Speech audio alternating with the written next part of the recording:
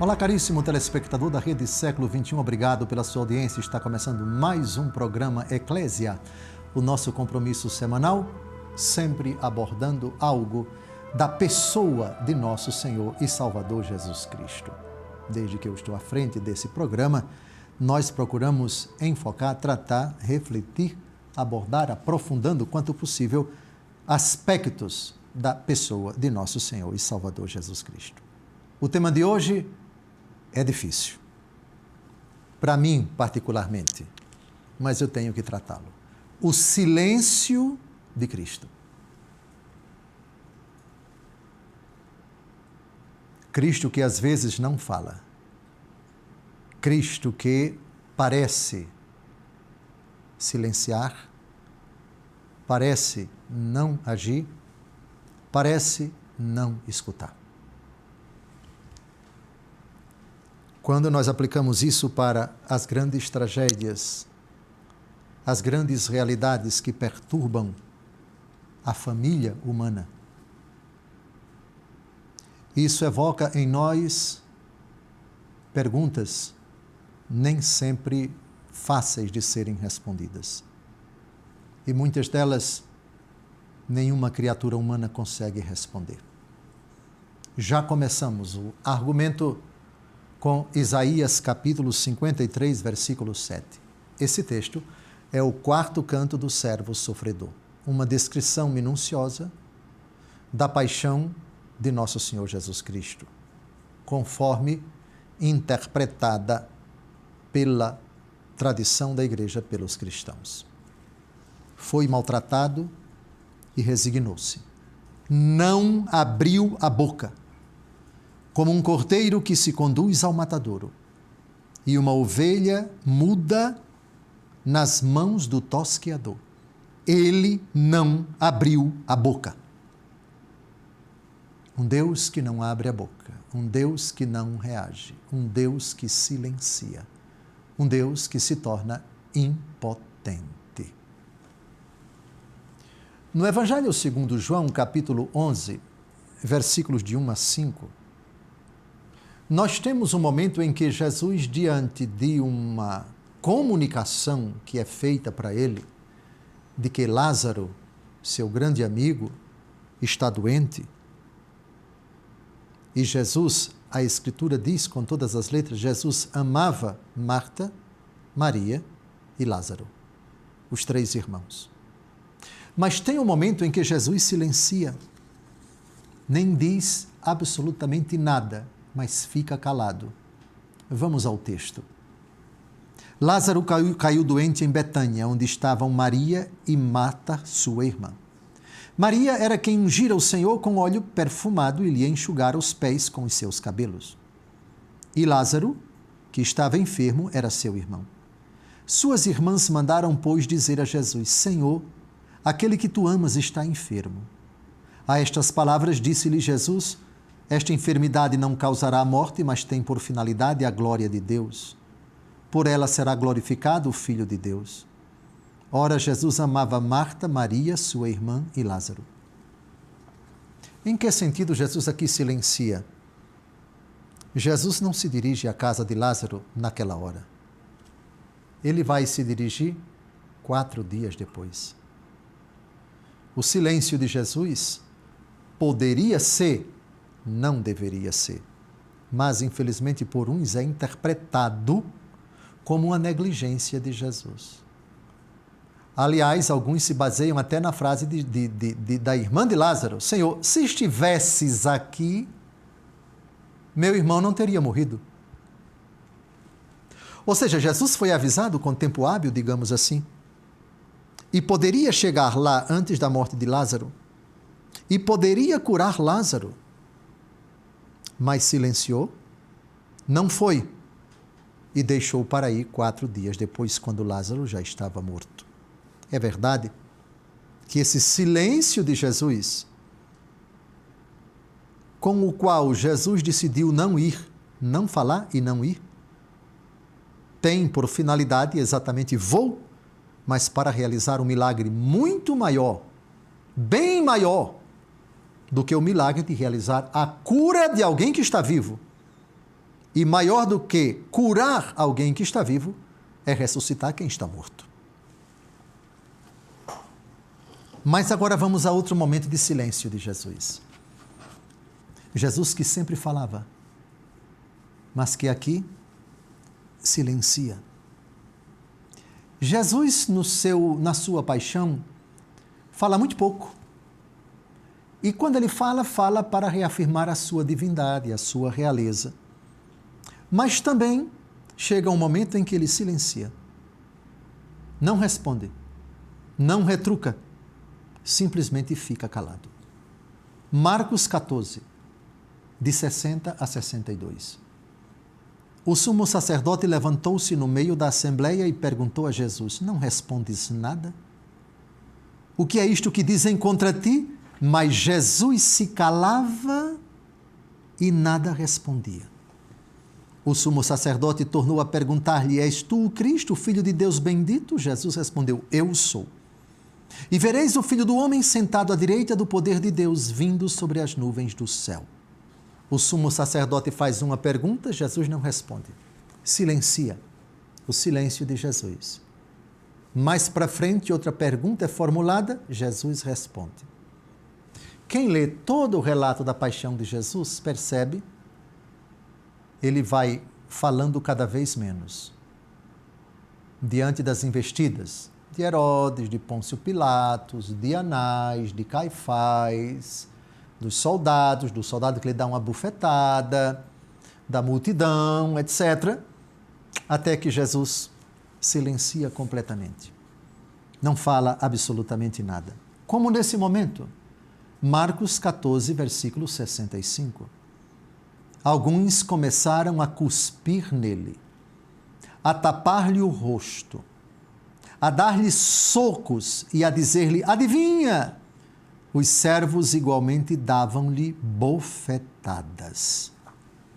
É um mistério. O Deus impotente, o Deus calado. As Escrituras não dizem, os Evangelhos não atestam, não registram nenhum grito de Nosso Senhor, se bem que ele certamente deve ter gritado. Nenhum pedido para não fazer mais aquilo: não façam isso comigo, não me batam mais. Não me agridam dessa forma. Jesus calado. Aqui o mistério, vocês já percebem, assume uma dimensão espantosa. Deus vitimado diante da fúria de uma turba cada vez mais ensandecida. Ele calado, nas mãos de todos eles. Eu vou recordar, os relatos da paixão de Nosso Senhor, a gente tem que ler com os olhos já embargados, prontos para chorar. Senão, podem se tornar esses relatos mais um relato de alguma cena de polícia, de crônica policial, nada mais do que isso. Alguns começaram a cuspir nele, a tapar-lhe o rosto, dar-lhe socos e a dizer: adivinha? Os servos igualmente davam-lhe bofetadas. A essa altura, Jesus não fala mais nada. Aliás, quem compara as narrativas de Mateus, Marcos, Lucas e João da paixão de Nosso Senhor, diante de Herodes e Pôncio Pilatos, Anás e Caifás, ele ainda fala um pouquinho. Mas até chegar no Calvário, não fala nada.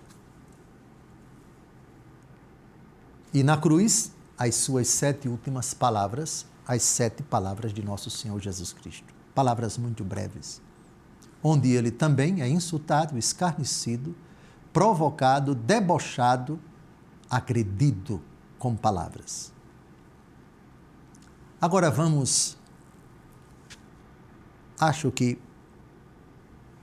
convém citar a primeira carta de São Pedro, capítulo 2, versículo 23. Ele, ultrajado, não retribuía com idêntico ultraje. Ele, maltratado, não proferia ameaças, mas entregava-se àquele que julga com justiça. não retribuía o mal com o mal, nenhuma palavra, aguentando o tempo todo sem pronunciar uma letra, uma sílaba, uma palavra, uma única frase. Aí está o mistério do Deus indefeso nas mãos de todo mundo. Voltou a ser, voltou a parecer com aquele momento em que ele está no presépio. A criança não fala, a criança está indefesa, só que no presépio está sendo adorada. E o clima é de paz. No contexto de sua paixão, é de ódio. Ali gritam as forças do inferno contra ele. Ali reverberam de ódio insano todos os seus inimigos. O silêncio de Cristo. Cristo não fala mais nada. Está terminando o primeiro bloco, não saia daí. O assunto é extremamente doloroso e delicado e vamos retomá-lo daqui a pouco.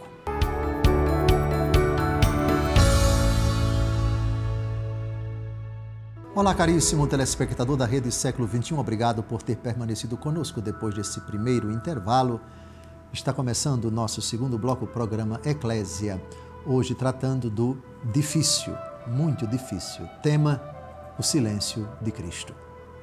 Eu quero recordar a você que no nosso site você pode encontrar os conteúdos dos nossos programas aqui na Rede Século XXI, também as minhas homilias e ainda um espaço para que você deixe o seu pedido de oração. Acesse domjosefalcão.com.br. Jesus em silêncio. À medida em que a sua hora chega, à medida em que Jesus se aproxima do momento decisivo, lancinante da sua paixão no Calvário até entregar o seu espírito, Jesus vai falando cada vez menos. E em certas ocasiões, silêncio é completo. Eu queria, sem ler o texto, recordar um momento em que Jesus está falando e falando muito e repetindo, e quem silencia é outro. Quem pode dizer para onde Jesus foi depois de instituir a Eucaristia no cenáculo? Quem pode dizer onde Jesus estava na hora em que ele foi preso? Jesus estava no Jardim das Oliveiras. E é no Jardim das Oliveiras onde o pai silencia e o filho fala. Ou melhor, o filho fala e o pai repete 2 vezes o que ele dissera antes. Se possível, afasta de mim este cálice. Todavia não se faça a minha, mas a tua vontade. Nessa hora, nós temos o completo, absoluto silêncio de Deus Pai. O Pai silencia diante da prece de Jesus. Jesus fala 1 vez, 2 vezes, 3 vezes. Está em extrema agonia. Segundo a narrativa de São Lucas, chega a suar sangue. E o Pai silencia. Não é um silêncio de abandono, e ao mesmo tempo é. Se por abandono nós entendemos, aprove ao Pai esmagar o Filho pelo sofrimento, expressão que não é minha, expressão que se encontra no capítulo 53 do livro do profeta Isaías. Mas o Pai faz isso por amor. É o próprio Jesus quem diz, no diálogo com Nicodemos, tanto Deus amou o mundo, que enviou o seu Filho para que todo o que nele crê não pereça, mas tenha a vida eterna. Eis a razão, portanto, do silêncio de Deus Pai, um silêncio de proximidade do Filho, um silêncio de amor infinito ao Filho, meu Filho muito amado, em quem eu deposito toda a minha afeição, ou, outra tradução, em quem eu deposito todo o meu bem-querer. Nele está o meu bem-querer. Não é, portanto, um silêncio omisso, vingativo, de esquecimento, de abandono do ponto de vista pejorativo. Não. É um silêncio que une profundamente o pai ao filho nesse momento do cumprimento até ao derradeiro instante da vontade do pai, da parte da pessoa do filho. Então, o episódio do Jardim das Oliveiras, por assim dizer, ressalta sim o silêncio, não do filho. O filho grita, o filho geme, o filho se angustia, o filho pede ao pai, afaste esse cálice de mim. Mas também diz, não se faça a minha, mas a tua vontade. E penso que é nessa hora quando Jesus diz, faça-se a tua palavra, não a minha, que o pai responde. E responde num ato de infinito amor ao filho, obediente até nesse momento lancinante. Pulemos agora para o capítulo 19 do Evangelho segundo João, versículos de 1 a 5. Pilatos mandou então flagelar Jesus. Os soldados teceram de espinhos uma coroa e puseram-lhe sobre a cabeça e cobriram-no com um manto de púrpura. Aproximavam-se dele e diziam, salve, rei dos judeus, e davam-lhe bofetadas. Pilatos saiu outra vez e disse-lhes, eis que vos trago fora, para que saibais que não acho nele nenhum motivo de acusação. Apareceu então Jesus, trazendo a coroa de espinhos e o manto de púrpura. Pilatos disse, eis o homem. Imaginem a cena. De um lado, a multidão vociferando de sangue, desejando sangue, desejando a morte de Jesus, e Jesus olhando para eles, calado, em silêncio. Pergunta-se, há situações em que vale a pena retrucar? Vale a pena gritar? Uma única voz contra centenas de vozes? A multidão ali está louca, como que inebriada, eu diria, drogada, ou talvez dopada pelo veneno do ódio contra nosso Senhor. Deus está calado. Deus está manietado, ou seja, está com as mãos amarradas. Deus está ali indefeso. Deus ali é objeto de escárnio. Quando Jesus diz, esta é a hora e o poder das trevas, é a hora em que o inferno vem a desforra. E Jesus está calado. Sempre será assim. Quando qualquer manifestação de ódio, de desejo de vingança, de perversidade se agigantar, tomar corpo, sim, porque eles ali estão todos unidos, estão todos ali irmanados, todos ali querem uma única coisa, gritam uma única voz. Ali está a torcida do inferno, querendo a ruína de nosso Senhor, a morte do Santíssimo Salvador. E Jesus está calado. Ecce homo, eis o homem. Imaginem essa hora. Que espetáculo deprimente, triste, horroroso. Jesus sendo objeto dos olhares vociferadores, assassinos, de uma multidão que não dá para imaginar, porque os evangelhos não descrevem quantos palavrões, quantos impropérios Jesus escutou, além de crucifica-o, crucifica-o. Isso sim, isso está contido nos evangelhos. Ainda, no mesmo capítulo 19, versículos de 9 a 11, o silêncio de nosso Senhor. Entrou então novamente no pretório e perguntou a Jesus, de onde és tu? Mas Jesus não lhe respondeu. Pilatos então lhe disse, tu não me respondes? Não sabes que tenho o poder para te soltar e para te crucificar? Respondeu Jesus, não terias poder algum sobre mim, se de cima não te fora dado. Por isso, quem me entregou a ti tem pecado maior. Aqui Jesus fala justamente para mostrar que o exercício da autoridade deste mau caráter chamado Pôncio Pilatos só foi possível graças à permissão do alto. Ou seja, você não teria poder algum se não tivesse vindo de cima. Ou seja, o que você tem hoje, eu dei para você. E quem me entregou a você tem um pecado maior. Jesus aqui está falando de Judas Iscariotes. Pecado maior. É uma prova de que existem pecados que são maiores do que outros, mais graves do que outros. Pilatos cometeu um pecado grave, mas Judas Iscariotes cometeu um pecado maior do que o de Pôncio Pilatos, porque ele foi traidor. Amados, no próximo bloco, eu me atreverei a tratar de um argumento muito difícil. E vamos exatamente para um dos episódios mais tristes da história.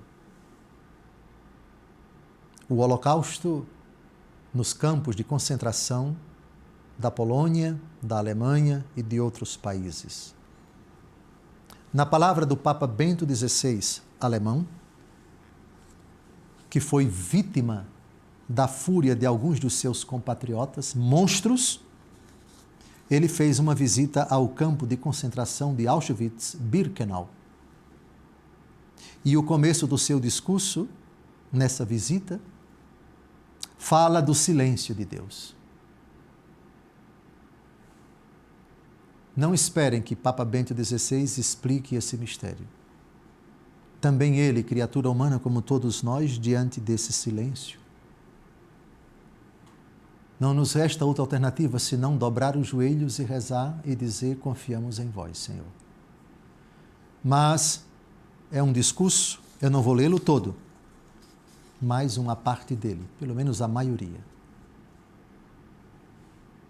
Porque Deus silencia diante de tanta maldade, diante de tanta frieza, diante de tantos crimes, diante de tanta perversidade. Onde estavas, ó Deus? Por que silenciaste, ó Deus? Porque tu silencias, ó Cristo. O próximo bloco, o terceiro, será apenas para o Papa Bento XVI. Eu repito, sua visita ao campo de concentração de Auschwitz, Polônia. Não saia daí. No terceiro bloco, voltaremos para falar desse difícil tema, o silêncio de Cristo.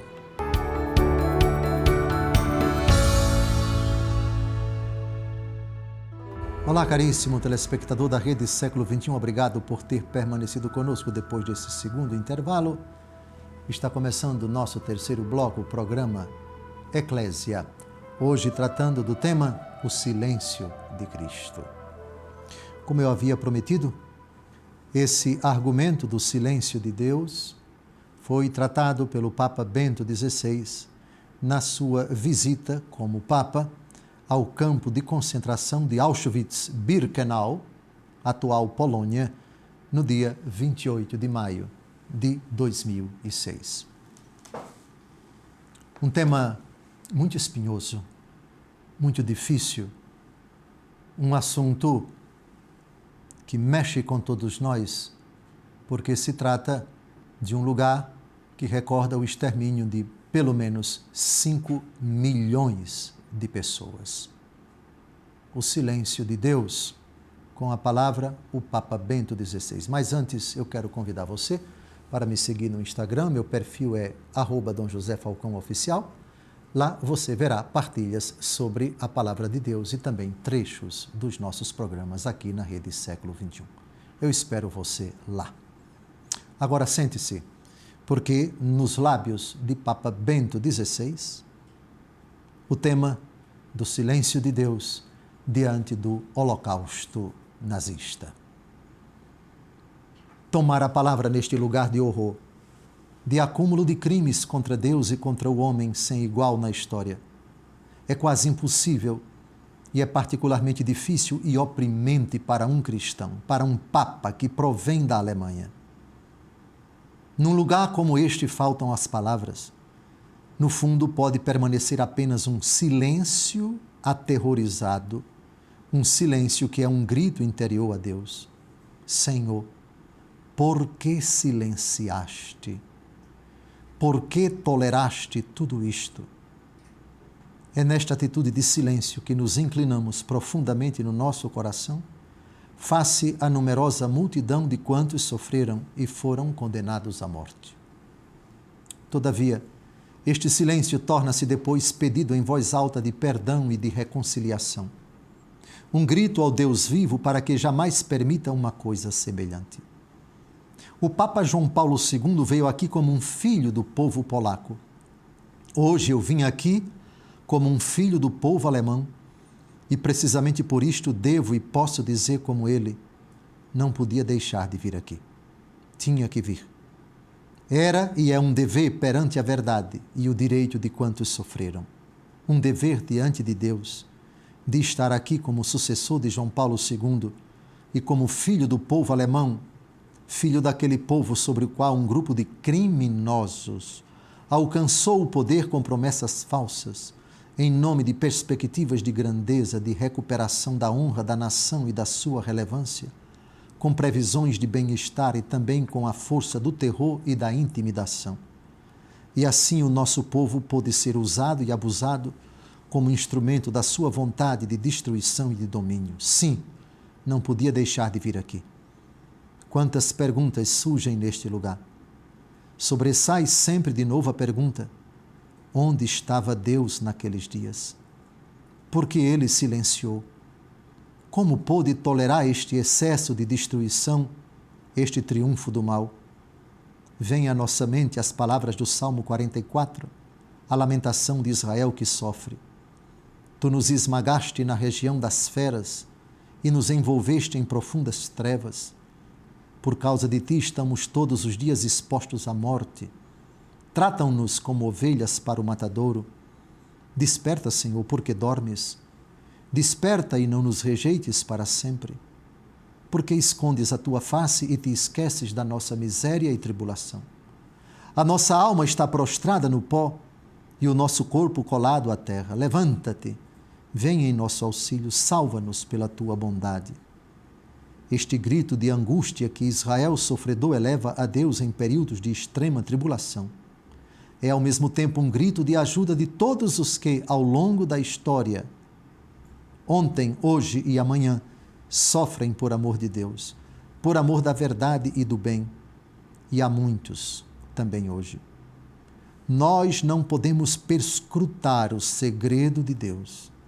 Vemos apenas fragmentos e enganamo-nos se pretendemos eleger-nos a juízes de Deus e da história. Não defendemos, nesse caso, o homem, mas contribuiremos apenas para a sua destruição. Não, em definitiva, devemos elevar um grito humilde, mas insistente a Deus. Desperta. Não te esqueças da tua criatura, o homem. E o nosso grito a Deus deve ao mesmo tempo ser um grito que penetra o nosso próprio coração, para que desperte em nós a presença escondida de Deus, para que aquele seu poder que Ele depositou nos nossos corações não seja coberto e sufocado em nós pela lama do egoísmo, do medo dos homens, da indiferença e do oportunismo. Emitamos este grito diante de Deus, dirijamo-lo ao nosso próprio coração, precisamente nesta hora presente, na qual incumbem nossas desventuras, na qual parecem emergir de novo dos corações dos homens todas as forças obscuras. Por um lado, o abuso do nome de Deus para a justificação de uma violência cega contra pessoas inocentes. Por outro, o cinismo, que não conhece Deus e que ridiculariza a fé nele. Nós gritamos a Deus para que impulsione os homens a arrepender-se, para que reconheçam que a violência não cria a paz, mas suscita apenas outra violência, uma espiral de destruição na qual todos, no fim de contas, só têm a perder. O Deus no qual nós cremos é um Deus da razão, mas de uma razão que certamente não é uma matemática neutral do universo, mas que é uma coisa só com o amor, com o bem. Nós rezamos a Deus e gritamos aos homens para que esta razão, a razão do amor e do reconhecimento da força da reconciliação e da paz, prevaleça sobre as ameaças circunstantes da irracionalidade ou de uma falsa razão separada de Deus. Por detrás destas lápides esconde-se o destino de inumeráveis seres humanos. Eles despertam a nossa memória, despertam o nosso coração. Não querem provocar em nós o ódio, ao contrário, demonstram-nos como é terrível a obra do ódio. Querem conduzir a razão a reconhecer o mal como mal e a rejeitá-lo. Querem suscitar em nós a coragem do bem, da resistência contra o mal. A humanidade atravessou em Auschwitz, Birkenau, um vale escuro. Por isso desejo, precisamente neste lugar, concluir com a oração de confiança com o Salmo de Israel, que é ao mesmo tempo uma oração da cristandade. O Senhor é o meu pastor, nada me falta.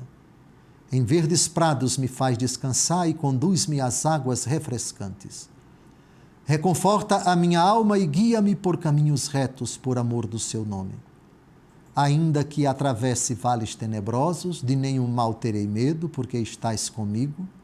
A tua vara e o teu cajado dão-me confiança. Habitarei na casa do Senhor para todo o sempre. Eu disse que era um argumento difícil. E para mim, permanecerá sempre assim. Muitos, e não são poucos, os argumentos, os acontecimentos da história que causam grande perturbação, profunda revolta, extrema dor e aflição. E não me refiro apenas, também eles, fenômenos, ditos naturais, mortes por enchentes, por terremotos, por deslizamentos, por catástrofes da natureza. Também o argumento do silêncio de Deus se aplica, mas é muito mais doloroso e misterioso, pelo menos para mim, por favor, quando o que ceifa vidas humanas são seres humanos, ambiciosos, piores do que animais, alguns dos quais reproduzem como que a presença do próprio demônio a oprimir, a humilhar, a ceifar vidas, a se apropriar, desrespeitando direitos fundamentais da pessoa humana. O argumento do silêncio de Deus comporta tantas interrogações.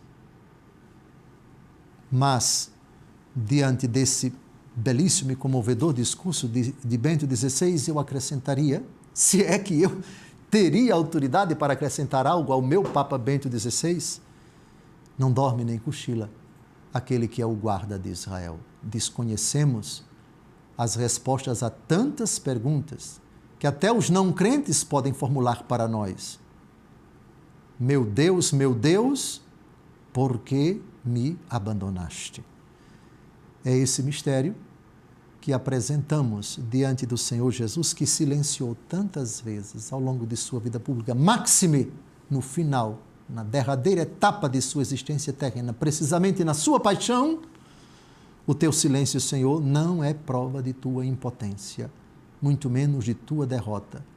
Não conseguimos explicar, Senhor, as causas desses mistérios, mas cremos que és o Senhor da história. Mas cremos no teu poder. Cremos que a tua misericórdia, mesmo que nossa razão não consiga abarcar aquilo que ela vai dizer agora, tua misericórdia é maior do que o mal. A vida triunfa sobre a morte. Cremos nisso apenas porque tu ressuscitaste, porque tu és o Senhor da vida, porque a morte não tem mais nenhum domínio sobre ti, e porque completo em minha carne o que falta à paixão de Cristo em benefício do seu corpo, que é a Igreja. Está terminando esse bloco No próximo, tentarei responder as perguntas. Até logo mais.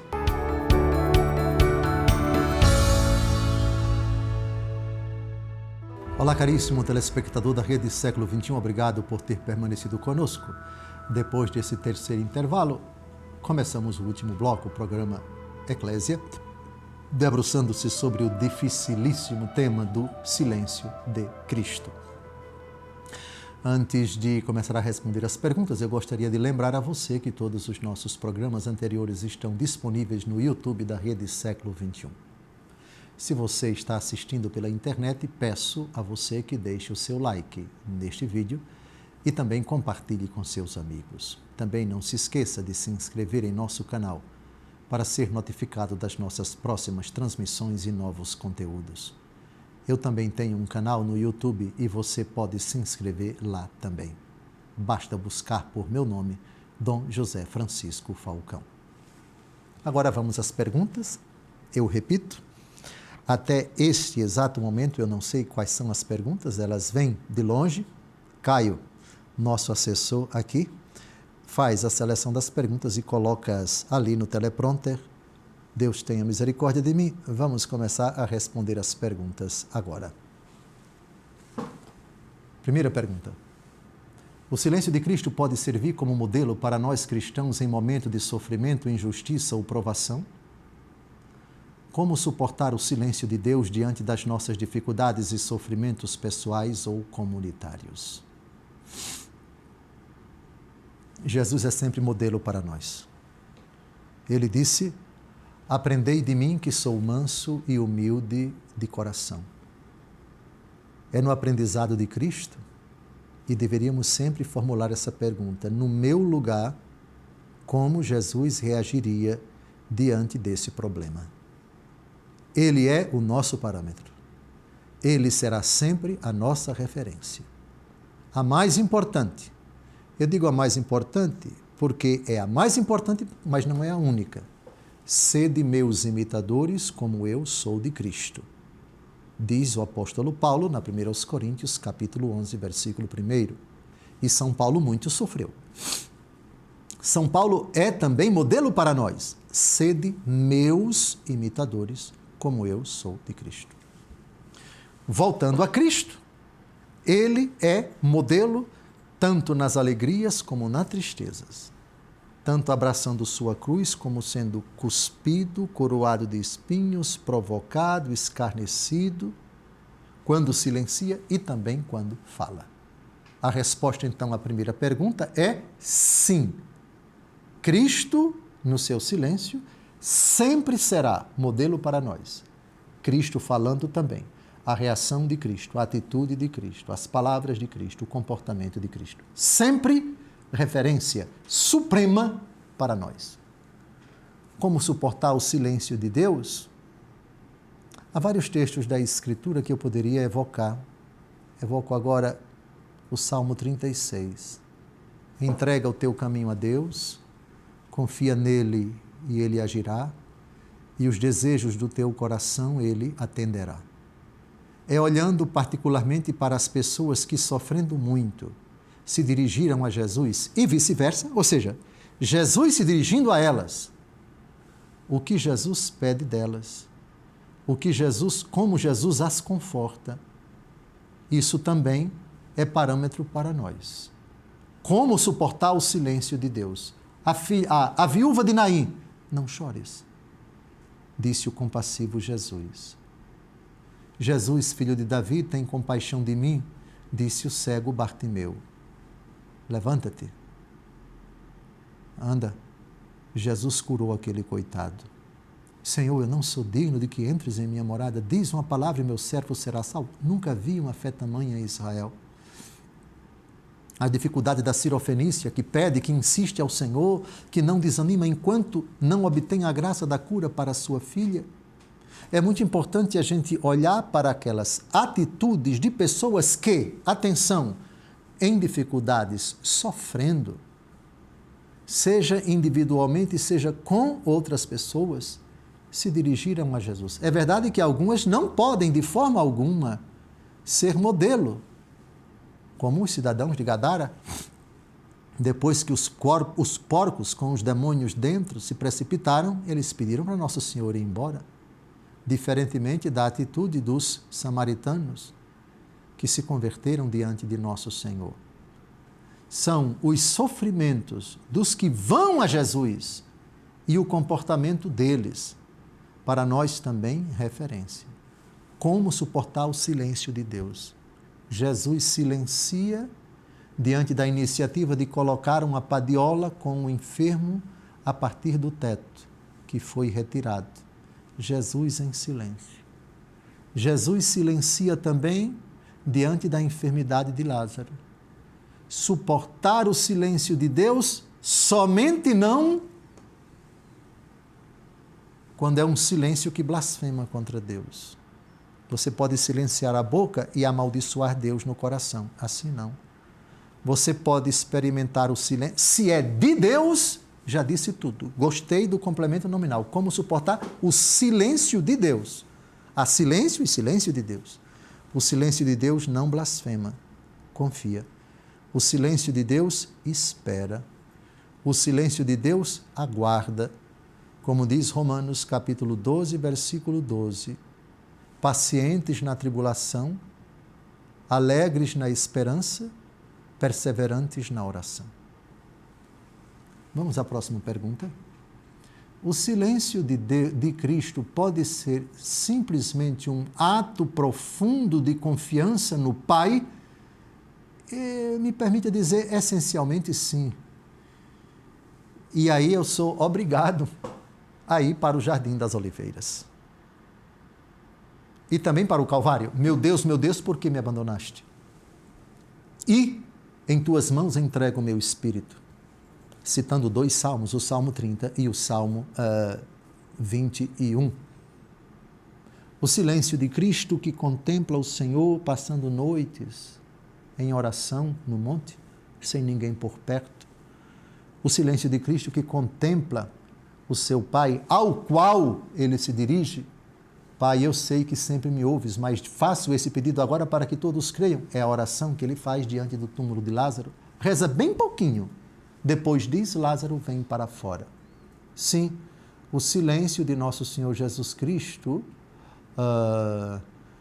é um ato de profunda confiança no Pai. Confiança, entrega, abandono e eu diria, certeza de que sua prece é ouvida, de que o Pai não o abandona. Terceira pergunta, como deve ser uma oração silenciosa que nos aproxima do Senhor Jesus? A oração é a elevação da alma a Deus, já dizia uma grande santa da Igreja. Oração silenciosa, talvez com as palavras, mas se é oração, o coração clama pelo afeto. A oração que não balbucia palavras é uma oração silenciosa. Vamos chamá-la de oração mental. Vamos chamá-la de contemplação. Contanto que a alma é levada pelo Espírito Santo, pede confiadamente, insiste, louva, bendiz, contempla e se abandona, certa de que já foi ouvida, certa de que será atendida. Todo aquele que pede, recebe, aquele que procura, acha, aquele que bate, a porta se lhe abre. E diz Jesus, esse é Mateus 7, versículo 8, um versículo antes, pedi e recebereis, buscai e achareis, batei e a porta se vos abrirá. Quarta pergunta.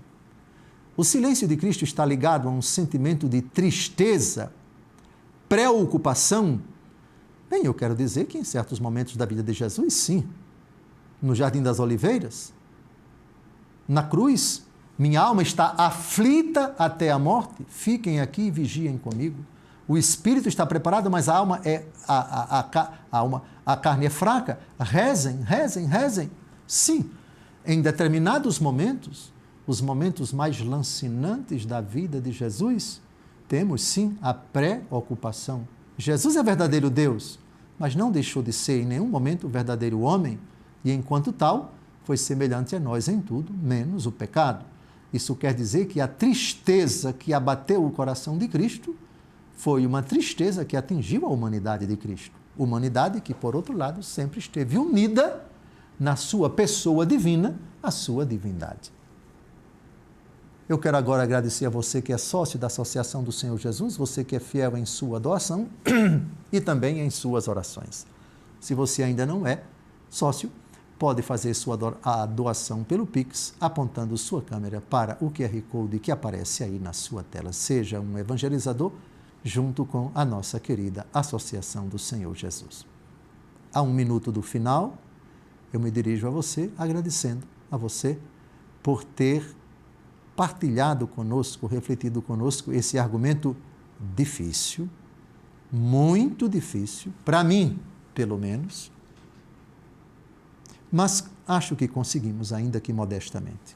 Deus seja glorificado por essa caminhada, por esse itinerário que estamos a fazer, sempre refletindo algo da pessoa de nosso Senhor e Salvador Jesus Cristo. Desejo uma semana cheia de graças para você, para os seus entes queridos.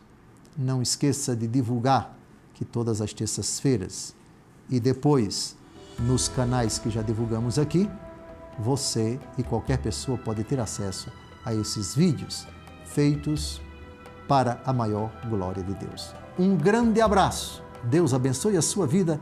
Até o próximo encontro, se Deus quiser.